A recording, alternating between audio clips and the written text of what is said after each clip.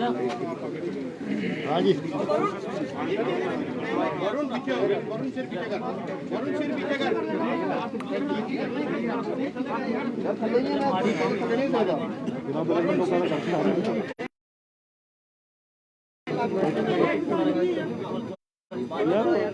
अफसर इनका भी है ना वाली इधर भी आ जाओ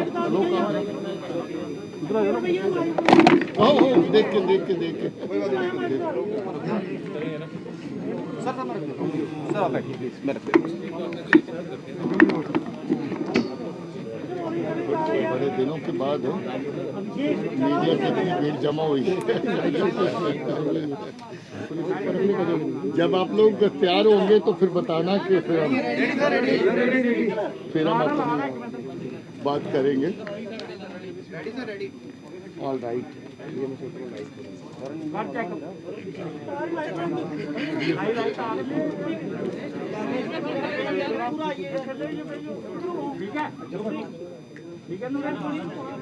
शुरू करें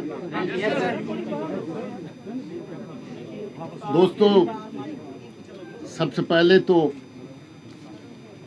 आज 2021 का आखिरी दिन है और कल 2022 का आगाज होने जा रहा है। मैं आप सबको नए साल के लिए मुबारकबाद देता हूं, गुड विशेस देता हूं जम्मू कश्मीर पुलिस की तरफ से और अपनी तरफ से, और दुआ करता हूं कि आने वाला साल पिछले सालों के मुकाबले में और ज़्यादा पीसफुल हो और लोगों के लिए और बेहतर साल साबित हो। साथियों 2021 का हम लोग अगर लेखा जोखा करें तो एक और कामयाब साल जो है वो Jammu Kashmir police, security forces, duty Jammu and Kashmir और हमारे लोगों के लिए रहा है।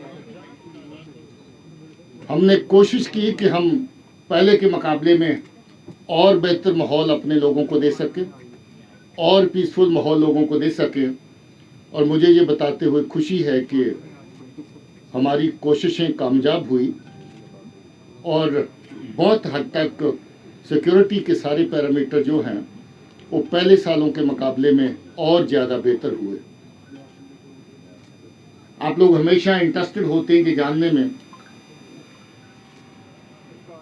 कि टेररिज्म जो जम्मू कश्मीर के लिए एक बीमारी, एक मर्ज की तरह पिछले 30 सालों से लगा है, उसका क्या सूरत हाल रही, साल के दौरान किस तरह का काम रहा। और मुझे ये खुशी है कहते हुए कि पिछली रात 100 कामयाब ऑपरेशन का टारगेट पूरा हुआ और 100 कामयाब ऑपरेशंस के अंदर 182 दहशतगर्द जो 182 जो अलग अलग तंजीमों के साथ वाबस्ता हैं वो इसमें न्यूट्रलाइज हुए और एक बहुत बड़ा एरिया कश्मीर का और जम्मू का जो आतंक के साए में लंबे अरसे से चल रहा है, उनमें मुझे लगता है कि लोगों को कुछ चैन की सांस लेने का मौका मिला। ये जो दहशतगर्द मारे गए इसमें 44 के करीब टॉप टेररिस्ट हैं। जब मैं टॉप कहता हूं तो A++ कैटेगरी जो तंजीमों को जिला डिवीजन या ड्यूटी के ओवरऑल हेड के माफक ऑपरेशनल कमांड देते हैं, उस तरह के दहशतगर्द 44 इसमें शामिल हैं। और इन 44 के अंदर भी अगर मैं फर्दर बताऊं तो लश्कर के 26 टॉप कमांडर, जैश के 10, हिजबुल मुजाहिदीन के 7 और अल बदर का 1, 44 टॉप कमांडर साल के दौरान मारे गए। और ये वो टॉप कमांडर हैं जो लोगों की जानो माल के साथ कैसे खिलवाड़ करना है, लोगों की रोज की जिंदगी को कैसे डिस्टर्ब करना है, पाकिस्तान के इशारों पे मौत का नंगा नाच यहाँ पर कैसे रचाना है, उसकी साजिशें बनाने में शामिल रहते हैं।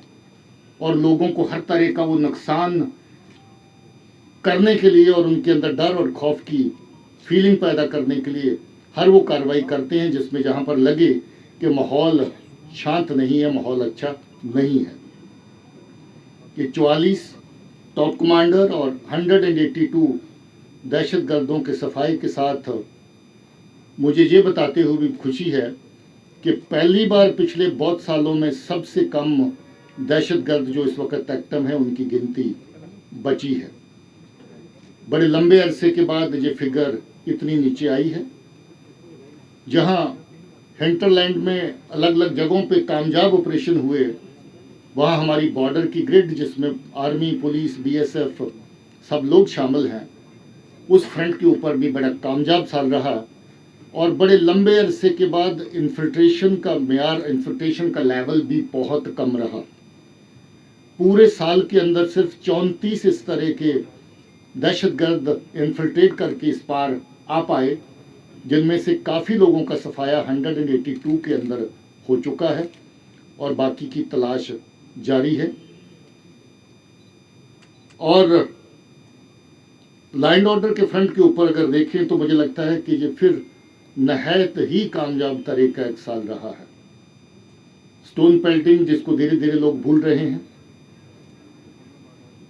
एजिटेशन जिसको धीरे धीरे लोग भूल रहे हैं, बंद कॉल्स जो लोगों को चलते हुए काम को रोकने का काम करती थी, लोगों के कारोबार, बिजनेस, बच्चों की पढ़ाई, हर तरह की चीज़ को मुतासर करती थी, लगभग ना के बराबर हो गई है। और लैंड ऑर्डर तो 60 to 70% तक इम्प्रूवमेंट और ज़्यादा हो गई है। चंद ऐसे इंसिडेंट हुए जहां बहुत ही लोकलाइज्ड लेवल के ऊपर बड़ी कम तादाद में लोग निकले, मगर कार्रवाई बहुत इफेक्टिव पुलिस की तरह प्रभावी कार्रवाई की गई, जिसमें बहुत सारे लोग जो स्टोन पेल्टिंग में शामिल थे उनके खिलाफ सख्त कार्रवाई भी करी गई। और जो बिल्कुल छोटी उम्र के बच्चे हैं उनको समझाने की कोशिश भी की गई कि ये रास्ता अभी तक किसी को रास नहीं आया है, नुकसान होता है, आप भी इस रास्ते से बच के रहिए। आप ये भी जानना चाहते होंगे कि जो टेररिस्ट के रैंक में रिक्रूटमेंट होती है उसका क्या हाल रहा। ये साल उस लिहाज से भी बड़ा कामयाब साल था। कुल मिलाकर के 134 नए दहशतगर्द जो हैं, मैं कहूँगा नए यूथ जो रास्ते से भटके और टेररिस्ट के रैंक्स में शामिल हुए। मगर बड़ी कामयाबी की बात यह है कि 134 के अंदर साल के दौरान ही 72 जो हैं वो अलग अलग जगहों पे मारे गए, 22 लोग पकड़े गए और इन 134 के अंदर सिर्फ 40 लोग ऐसे बचे हैं।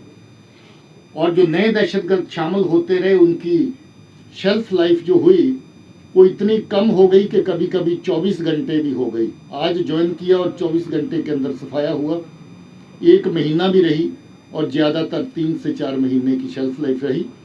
40 के करीब लोग एक्टिव हैं जो ताज़ा शामिल हुए हैं।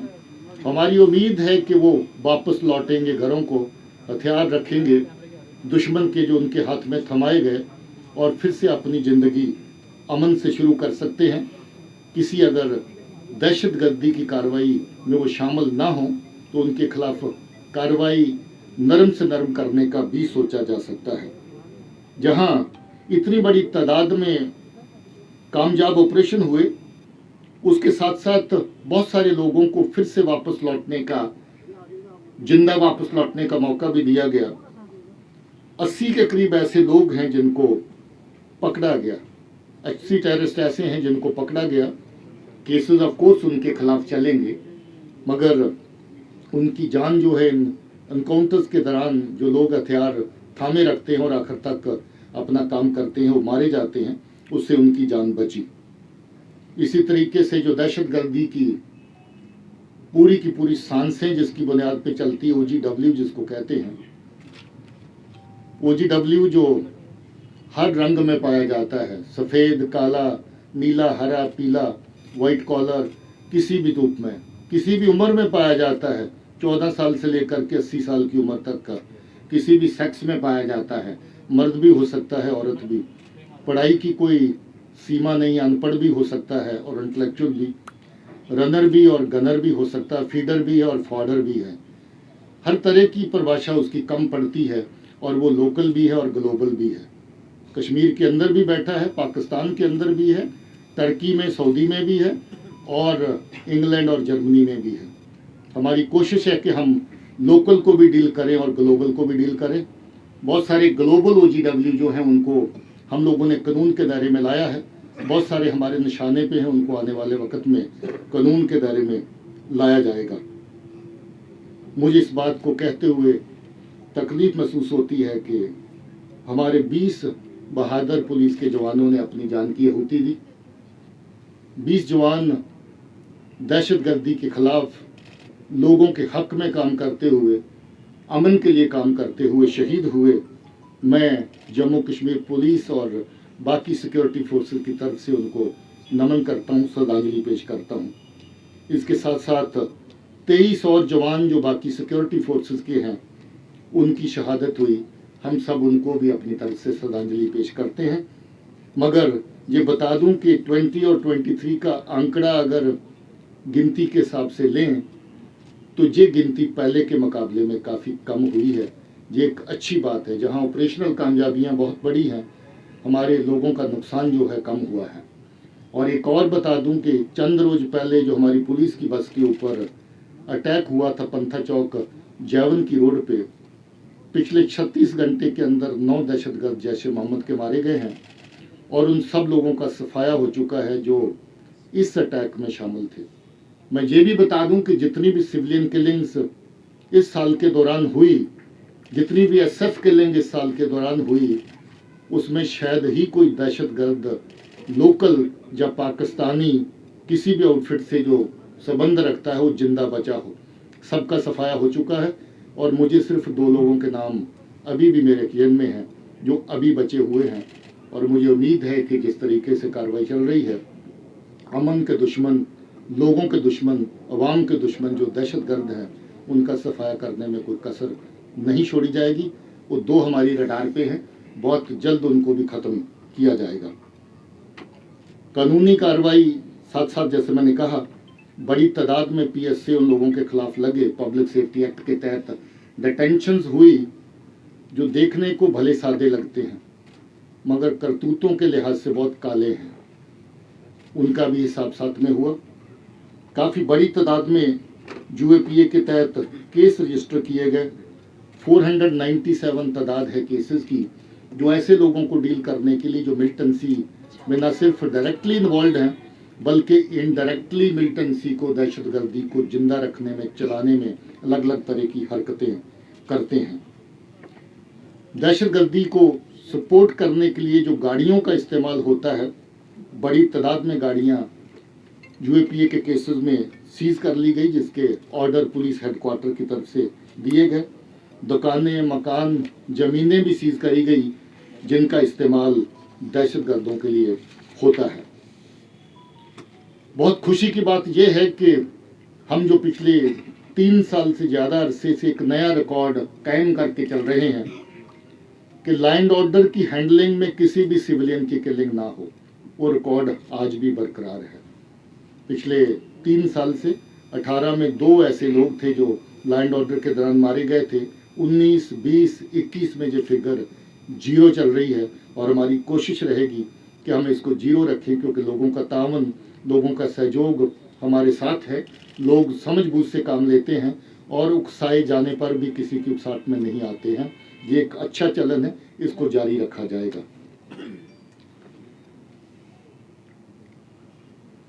ड्रग्स का एक नया खेल जो पाकिस्तान की तरफ से शुरू हुआ है।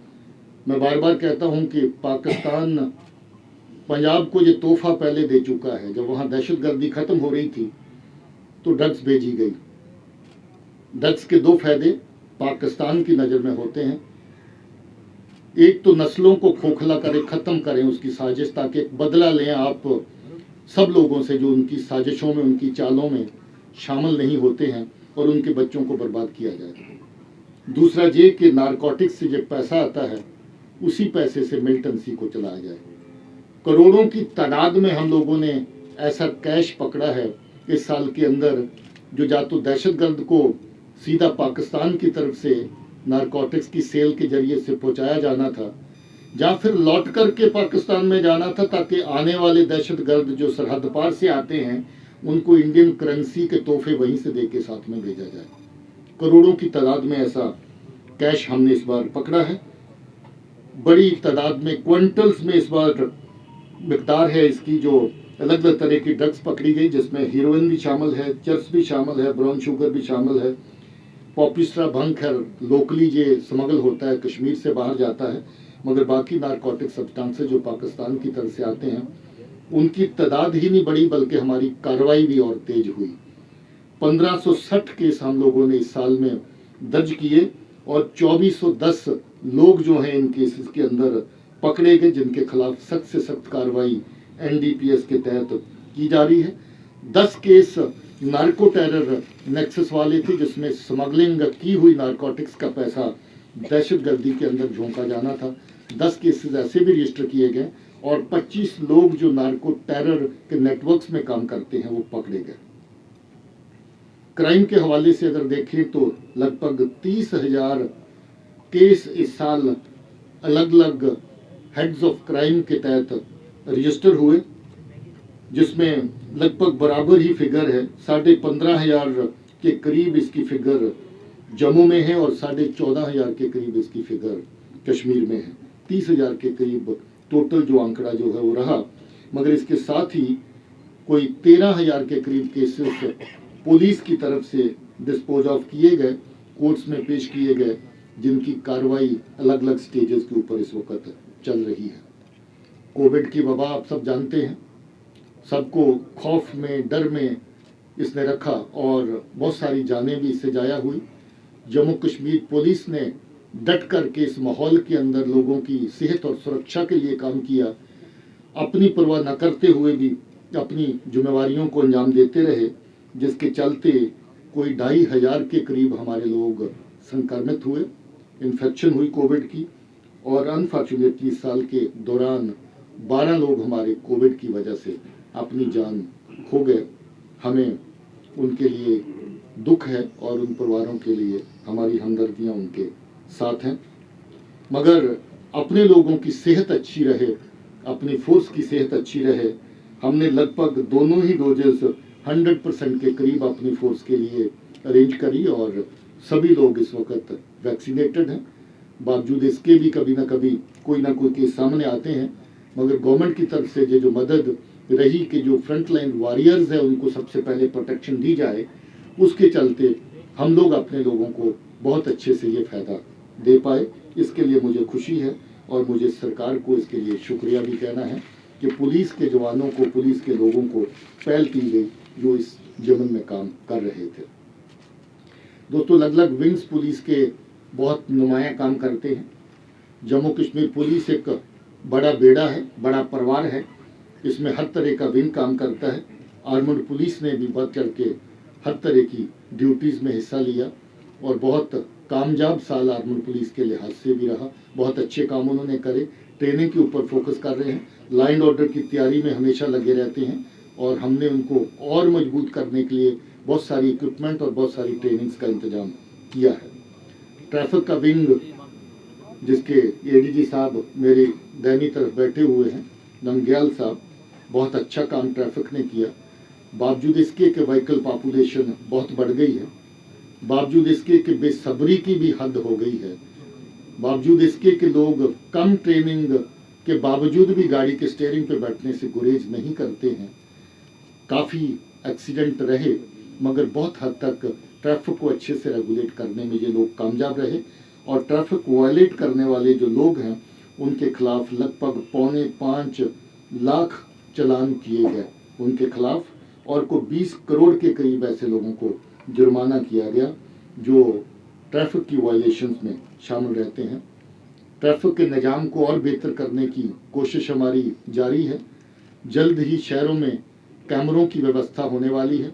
स्मार्ट सिटीज़ के अंदर इस प्रोजेक्ट को रखा गया है, मगर इन्होंने ई चलाने का जो सिलसिला शुरू किया है, आप सज़ा तो दे रहे हैं गलत करने वाले को, मगर जो उसकी चक्कर लगाने की प्रक्रिया रहती थी, इधर से उधर, उधर से इधर कोर्स में जाने का, ई चलानिंग से वो सिस्टम काफ़ी हद तक स्मूथ हो गया है। ई चलानिंग को इन्होंने काफ़ी हद तक अमल में लाया है। सीआईडी ने बहुत अच्छा काम साल के दौरान किया।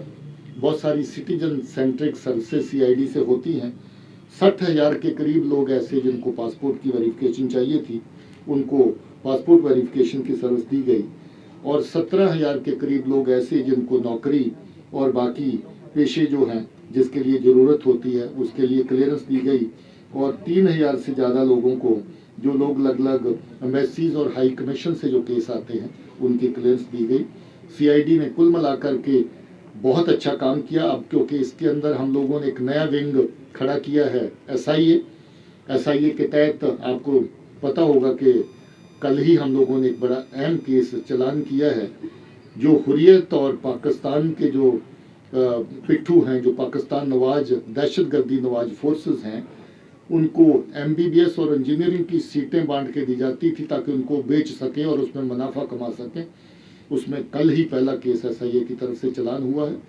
एसआईए को आधा दर्जन के करीब केस और आइडेंटिफाई किए हैं जिनकी तफ्तीश करेंगे, और मुझे लगता है कि ये एक और नया विंग हमारा जो स्पेशलाइज्ड इन्वेस्टिगेशन का है, ये टेरर की और टेररिज्म की जो स्ट्रक्चर्स है उनको स्ट्राइक करने में और कमज़ोर करने में काफ़ी हद तक कामयाब होगा।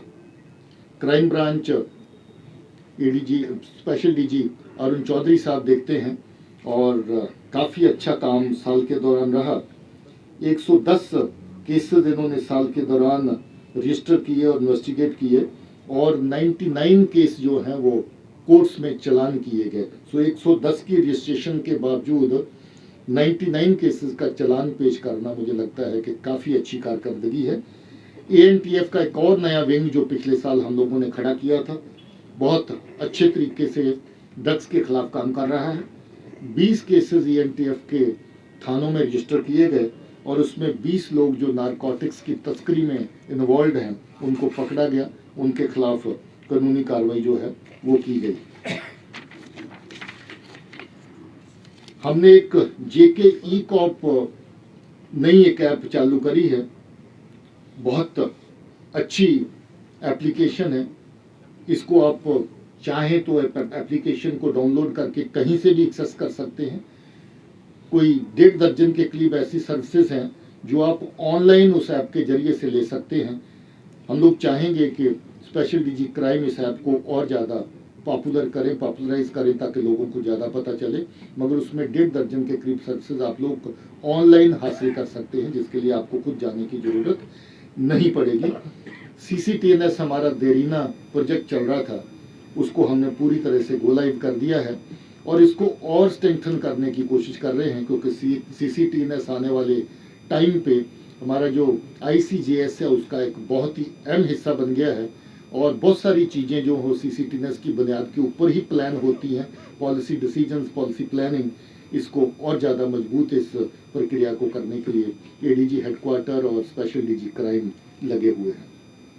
जवानों का वेलफेयर हमारे लिए सर्वप्रिय है। हमारे जवान खुश रहें, खुशहाल रहें।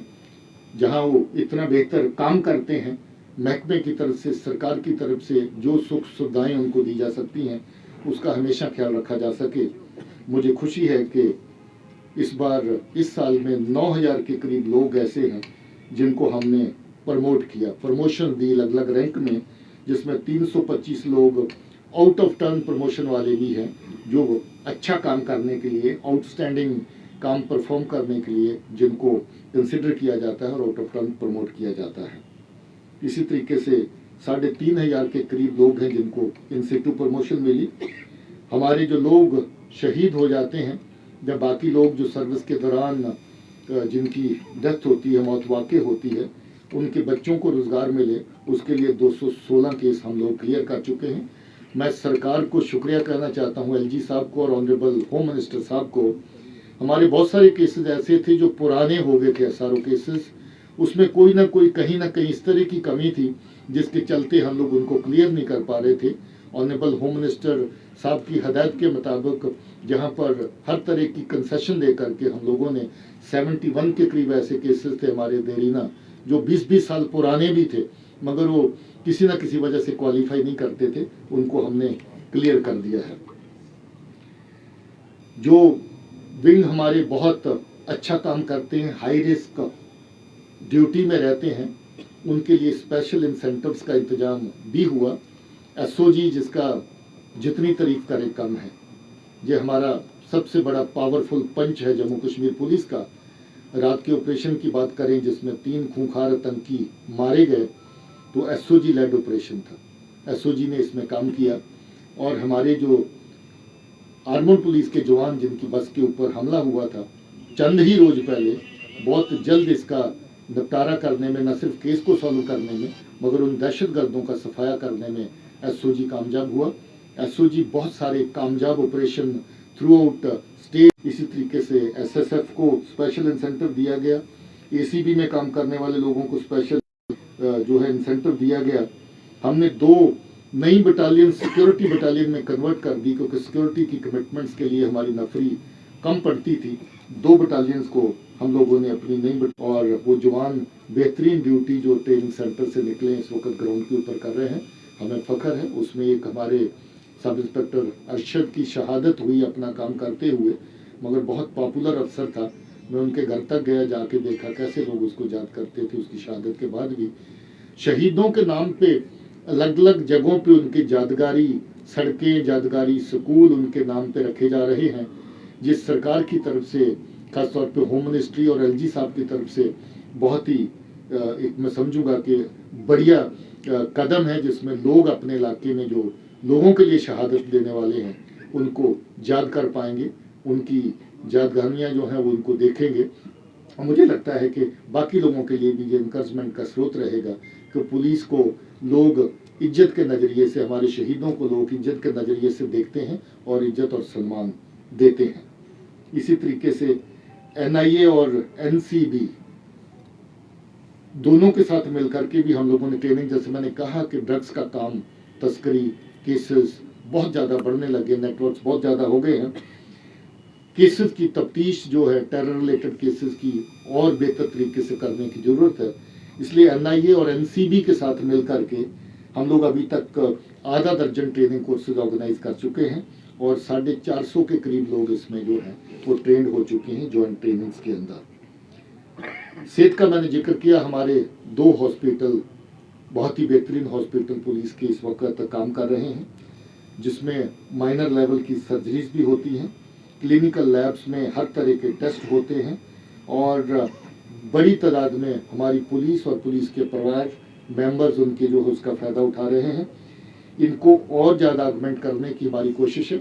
इस वक्त trauma centre, state of the art trauma centre हमारा श्रीनगर में तैयार हो रहा है। मुझे लगता है कि आने वाले कम अरसे में ही उसको हम लोग फंक्शनल कर पाएंगे। उसकी ज़रूरत है क्योंकि वहाँ पर हमारी सारी डिपेंडेंस जो है वो आर्मी हॉस्पिटल पे रहती है।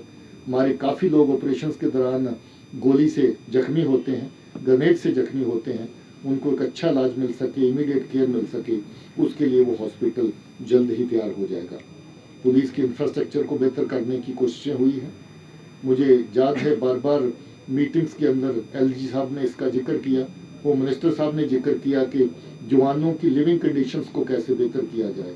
इसके ऊपर पीएचक्यू से और फील्ड फॉर्मेशन से काम किया गया और काफ़ी अच्छी रकम इस वक्त होम मिनिस्ट्री से सेंक्शन होकर के हमारे पास आ गई है, ताकि हमारी जो लिविंग कंडीशंस हैं जवानों की उनको और बेहतर किया जा सके, बैरिक्स को और बेहतर किया जा सके। 8 महिलाओं के लिए स्पेशल थाने जो है नए बनाए गए हैं और कुछ एक अभी बिल्कुल तैयार हैं जिनकी इनॉग्रेशन आने वाले चंद दिनों के अंदर की जाएगी। बहुत सारे लिविंग ब्लॉक्स नए ऐड अलग अलग जगहों पे किए गए हैं और जैसा मैंने कहा रहने बैठने का, मैं पिछले हफ्ते में 3 जगह का जायजा, प्रयासपुरा गया था, जैवन गया था और मानसबल गया था। तीनों जगह वहाँ पर लिविंग और जो बाकी हमारी ऑपरेशनल ज़रूरतों की अकोमोडेशन एंड इंफ्रास्ट्रक्चर है उसका जायजा ले चुका हूँ। हम लोग जल्द ही और उसको बेहतर करने की कोशिश करेंगे। सिविक एक्शन जिसको कोविड के चलते थोड़ा धक्का लगा क्योंकि बहुत सारी एक्टिविटी जो उसमें क्राउड की ज़रूरत और क्राउड को बुलाना पड़ता है, नौजवान बच्चों को बड़ी तादाद में, मगर इसके बावजूद जब भी हमें विंडो मिली इसमें बहुत सारे काम हम लोगों ने सिविक एक्शन प्रोग्राम के तहत किए हैं। ड्रग डिटेक्शन सेंटर्स जो हम चला रहे हैं, मुझे लगता है कि सबसे पॉपुलर और सबसे वेल इक्विप्ड अगर ड्रग डिटेक्शन सेंटर है वो जम्मू कश्मीर पुलिस के हैं। आप जम्मू का देखें तो आपको आइडिया हो जाएगा। कश्मीर का अगर जाके देखें डाउनटाउन में चलता है, अभी 17 करोड़ में हमने वहाँ पर एक नया सेटअप तैयार किया ड्रग डिटेक्शन के लिए। इसी तरह के 10 सेंटर हमारे छोटे लेवल पे, रेंज लेवल पे, जिला लेवल पे चल रहे हैं ताकि वो बच्चे जो इसका शिकार हो चुके हैं उनको रिहेबिलिटेशन के रास्ते पर लिया जा सके, उनको हेल्पिंग हैंड दिया जा सके। हम लोग जश्न डल करते हैं, रन फॉर पीस अलग अलग जगह पे करते हैं। इस बार साइकिल रेस श्रीनगर के अंदर करी गई। एकता दिवस परेड और एकता दिवस के ऊपर अलग अलग जगहों पे, अलग अलग जिलों में, अलग अलग यूनिट्स के अंदर यूनिटी रन्स का इंतजाम किया गया। बड़ी तादाद में लोगों ने हिस्सा लिया। और पैडल फॉर पीस जिसका मैं जिक्र कर रहा था, 2000 कश्मीर में बच्चों ने आकर के, हर उम्र के बच्चे, बुजुर्ग, नौजवान सब ने हिस्सा लिया, जहाँ तक कि बच्चियों ने बहुत बढ़ चढ़ के इसमें हिस्सा लिया। लोगों के साथ राब्ता अच्छा रहे, लोगों के साथ मेल मिलाप बना रहे। पीसीपीजी की जो हमारी मीटिंग्स रहती हैं वो बराबर करते रहे, छोटी तादाद में मगर होती रही, और अलग अलग तरह की सपोर्टिंग एक्टिविटी हम लोगों ने ऑर्गेनाइज करी। वेलफेयर के लिए जो फौज का अपना दस्तूर है, हमारे अपने फंड्स हैं, उसके तहत 8.5 करोड़ रिटायरमेंट गिफ्ट्स की फॉर्म में दिया गया। हमारे जो रिटायर होने वाले ऑफिसर्स हैं उनको 20 करोड़ से ज़्यादा अमाउंट जो है वो रिलीफ दिया गया। हमारे जो सर्विंग पुलिस के लोग हैं, लोन की फॉर्म में 10 लाख रुपया जो हमारे शहीदों की बच्चियां जिनकी शादी होती हैं उनको हम अपनी तरफ से गिफ्ट देते हैं, तोहफा देते हैं, वो दिया गया। 4.5 करोड़ जो हमारे एसपीओ शहीद हो जाते हैं उनके परिवार को, इनको नहीं पूछा जाता था, अच्छे से नहीं कदर होती थी पूरी तरह, मगर हम लोग अपने पैसे कटवा करके आज एसपीओ के लिए जमा करते हैं। 4.5 करोड़ इसी साल के अंदर उन परिवारों को रिलीफ के लिए दिया गया जो एसपीओ हमारे शहीद हुए। इसी तरह से 1 करोड़ के करीब जो हमारे मार्टियर, उनके फैमिलीज को एक्स ग्रेशिया का दिया गया। रिटायर्ड पुलिसमैन जिनको किसी तरह की कोई इमरजेंसी मेडिकल की ज़रूरत होती है, उनको कोई अच्छी खासी रकम उनके लिए भी रखी गई, वो भी हम अपने पैसों से कटवाते हैं, सर्विंग पुलिस ऑफिसर्स। इसी तरीके से हम लोग 35 करोड़ की रकम जो हमारे जवान शहीद हुए उनके परिवारों को एक्स ग्रेशिया की फॉर्म में जो है वो दी गई। इसके अलावा काफ़ी बड़ी रकम 8 करोड़ जो हमारे एसपीओ शहीद हुए उनके परिवारों को दी गई। 1.5 करोड़ के करीब हम लोगों ने हमारे जो मेरिटोरियस बच्चे जो अच्छी पढ़ाई करते हैं उनको और इनकरेज किया जाए, उनको दिया गया। डीजीपी के स्पेशल रिवार्ड हम देते हैं अपने बच्चों को जो मेरिटोरियस सर्विस में, पहले एसपीओ एलिजिबल नहीं होता था, मगर आउट ऑफ वे अब हम एसपीओ के बच्चों को भी अपनी इस रकम से, जो असल में रेगुलर पुलिस अफसरों के पैसे से जो फंड चलता है वो हम देते हैं। हर तरह की मदद हम लोग इनकी करते हैं। कोविड में जो लोग हमारे कोविड से इन्फेक्शन जिनको हुई, जिनको इलाज करवाना पड़ा, कोई 1 करोड़ के करीब उनको भी हमने अपना वेलफेयर रिलीफ से पैसा दिया ताकि वो लोग अच्छा इलाज भी करवा सकें और अपनी अच्छी सेहत फिर से पा सकें। सो स्पोर्ट्स एक्टिविटी जो विद इन द डिपार्टमेंट होती हैं उनके ऊपर काफ़ी बल दिया गया, और जवानों के लिए और जितनी भी वेलफेयर स्कीम्स हैं उस पर बहुत सारा खर्च किया गया। जम्मू कश्मीर पुलिस अच्छा काम करती है, इसका चर्चा आप सभी करते रहते हैं, मगर इसकी कागजी तौर पे, फॉर्मल तौर पे रिकॉग्निशन हो, वो पहचान होती है कि मेडल्स अलग अलग कैटेगरीज में फोर्स के अलग अलग लोगों को कैसे मिलते हैं। 1319 मेडल एक साल के अंदर मुझे लगता है कि रिकॉर्ड है फोर्स का अभी तक का, जिसको मुझे लगता है कि हम लोगों को और मेहनत करेगी अपने रिकॉर्ड को बीट करने के लिए। शायद पहली बार एएसआई बाबूराम अशोक चक्रा पंथा चौक के ऑपरेशन में शहीद हुए थे और अशोक चक्रा से उनको नवाजा गया। कांस्टेबल अल्ताफ हुसैन को कीर्ति चक्रा दिया गया। इसी तरीके से इंस्पेक्टर अरशद खान, गुलाम मुस्तफ़ा बरा जो हमारे सिलेक्शन गेट थे, नसीर अहमद कोहली जो हमारे सिलेक्शन गेट कांस्टेबल थे, एसपीओ बिलाल अहमद मागरे और एसपीओ शहबाज अहमद, इन सबको शौर्य चक्र से नवाजा गया जो पहले पुलिस के हिस्से में कम ही होते थे। इसके अलावा 309 पीपीएमजी और पीएमजी के अवार्ड जो हैं वो फोर्स के अलग अलग लेवल पे, अलग अलग रैंक्स के ऊपर लोगों को दिए गए। 34 लोगों को मेरिटोरियस सर्विसेज के अवार्ड दिए गए और 4 लोगों को डिस्टिंग्विश सर्विस का अवार्ड मेडल मिला। 8 लोगों को union home ministers medal for excellence in police training, ये नया एक मेडल ईजाद किया गया। ऑनरेबल होम मिनिस्टर बहुत फोकस करते हैं कि ट्रेनिंग अच्छी हो, तफ्तीश अच्छी हो, सो ट्रेनिंग का मेडल और तफ्तीश के नए मेडल जो हैं वो जारी किए गए हैं। इसमें 8 मेडल जो हैं वो हमारी जम्मू कश्मीर पुलिस के लोगों को मिले। 314 जेकेपीएमजी जो हमारा जहाँ का पुलिस मेरिटोरियस जो मेडल रहता है वो मिला, गैलेंट्री मेडल रहता है वो मिला 314 को, और 12 लोगों को जेके का मेरिटोरियस मेडल जो है मिला। स्पोर्ट्स में भी जम्मू कश्मीर पुलिस ने अब कोविड के बावजूद जहाँ जहाँ भी इवेंट्स हुई, बहुत अच्छा जो है ऑनर्स जम्मू कश्मीर पुलिस के लिए और जेके ड्यूटी